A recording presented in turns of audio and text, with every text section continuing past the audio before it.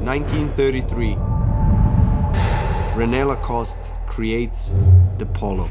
The tale of how a father's simple challenge to his rebellious young son laid the foundation for a company now valued at over $10 billion is not just remarkable, it's the stuff of legends. It all started in the heart of Paris on July 2nd, 1904, when a child was born into the Lacoste family, a lineage steeped in privilege and societal prominence. This child, René Lacoste, the son of Jean-Marie Lacoste and Magdeleine Leroy Lacoste, was destined for a life cushioned by the comforts and luxuries of high society. Yet, within the young René, there brewed not just a contentment with leisure, but a burgeoning passion for a sport that was to shape his very destiny: tennis. From a tender age, René's affinity for tennis was unmistakable. At 15, he discovered not just a sport, but a calling that resonated deep within his spirit.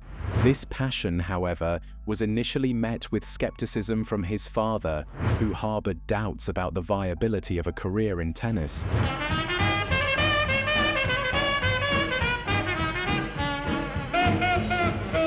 It was a time when tennis was seen more as a pastime rather than a professional pursuit. Yet, René's unwavering dedication to the game soon won over his father, who laid down a formidable challenge: to ascend to the ranks of world champion within a mere 5 years. Accepting the challenge with a blend of determination and enthusiasm, René threw himself into an intensive regimen of training. His commitment was unwavering, his discipline unrelenting. The world of tennis was evolving, and René was poised to be at its forefront.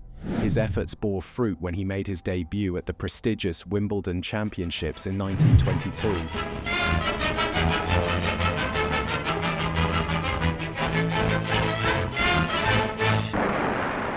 Though his initial foray ended in defeat, it was a critical moment of learning and growth, a stepping stone toward future triumphs.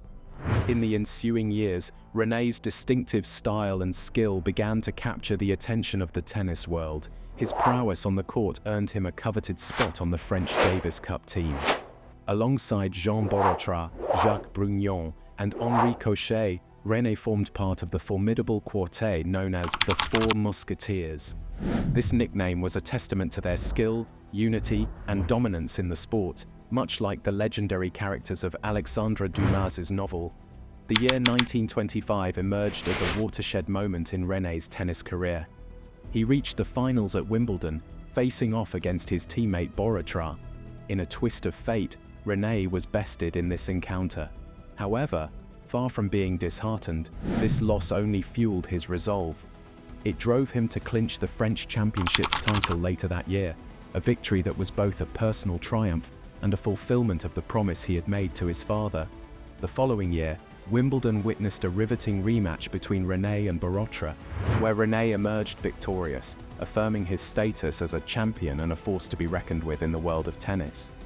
It was not just René's victories that captivated the public, but also his strategic and methodical approach to the game. His style of play, marked by patience and cunning, earned him the nickname the Crocodile.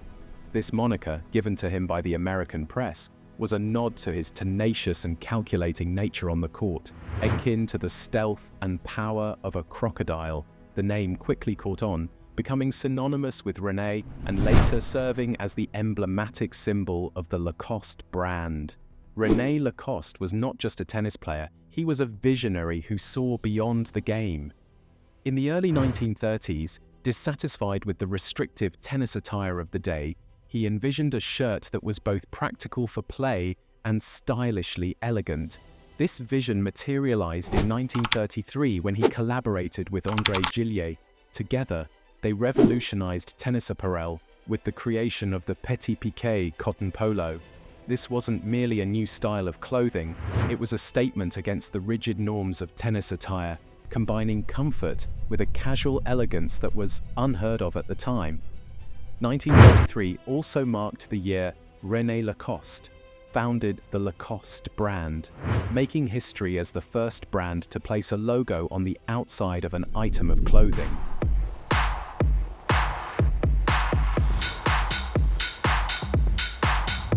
The crocodile emblem, a nod to his nickname, became a symbol of quality and authenticity. distinguishing Lacoste from its contemporaries. But Lacoste's story is not just about René, it's also about his wife, Simone Thion de la Chaume, a formidable golf champion whom he married in 1930.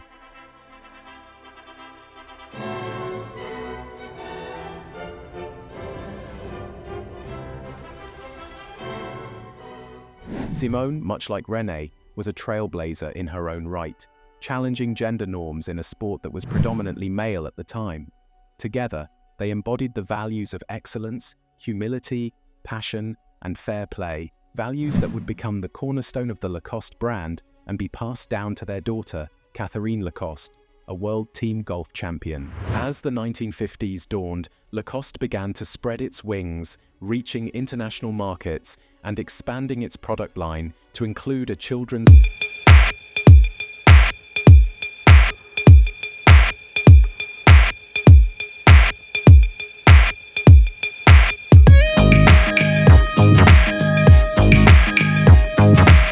significant shift, transforming the brand from a sports-specific label to a transgenerational icon. The late 1960s saw Lacoste diversifying further, venturing into the world of fragrances in collaboration with renowned fashion designer and perfumer Jean Patou.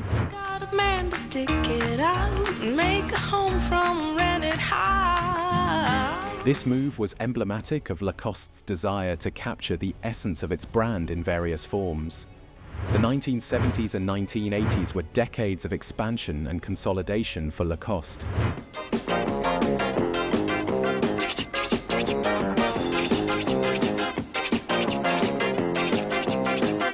The brand became synonymous with Roland Garros, the iconic tennis stadium, reflecting its deep roots in the sport. Additionally, Lacoste began exploring new avenues, creating a line of elegant eyewear and delving into leather goods, partnering with French artisans to craft exquisite belts, luggage, and sports bags.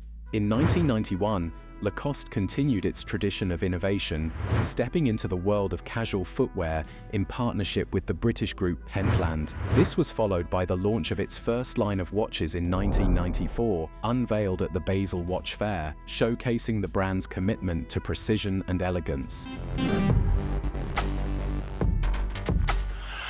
Beneath the surface of this global fashion empire lies a heart driven by philanthropy and social responsibility. The Lacoste Foundation, established in 2006, epitomizes the brand's commitment to societal well-being. Focusing on aiding young people from disadvantaged backgrounds, the foundation is a bridge between the world of fashion and the realm of social impact, ensuring that the legacy of Lacoste is as much about giving back as it is about luxury and style. Ici, à la risque pour continuer la formation professionnelle.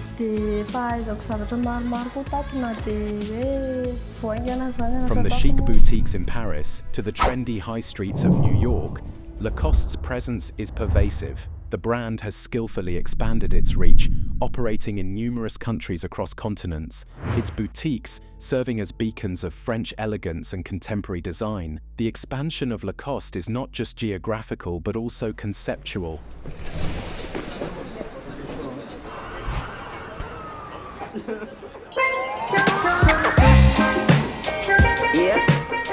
The brand has evolved to encompass a wide range of products, far beyond the initial offerings of tennis apparel. The Lacoste of today dresses men, women, and children in attire that balances casual comfort with a touch of refined luxury. From crisp shirts and elegant skirts to sophisticated leather goods and fragrances, the brand's portfolio is a testament to its versatility and its commitment to catering to the diverse needs of its clientele. The introduction of footwear, eyewear, and even home textiles has seen Lacoste become a lifestyle brand, transcending the boundaries of traditional fashion. The acquisition of Lacoste by Maus Frères SA in 2012 marked a new era for the brand. Maus Frères SA, a family-run business with a rich heritage, was fascinated by both the brand and the man behind it. This acquisition was more than a business transaction. It was a meeting of shared values and visions. Under the direction of CEO Thierry Guibert, Lacoste continued to uphold its legacy of optimism, passion, elegance, and tenacity. In recent years, Lacoste has continued to evolve, staying true to its roots while adapting to contemporary trends. The appointment of Novak Djokovic as a brand ambassador in 2017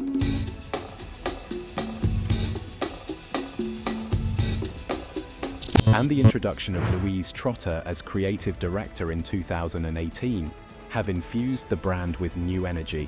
Djokovic, with his unrivaled prowess on the tennis court, and Trotter, with her keen eye for elegant silhouettes, have both contributed to reinventing Lacoste, making it relevant for today's fashion-conscious audience. From its inception on the tennis courts to its current status as a global fashion powerhouse, Lacoste continues to embody a lifestyle that is both sporty and sophisticated, a symbol of quality and style that transcends generations.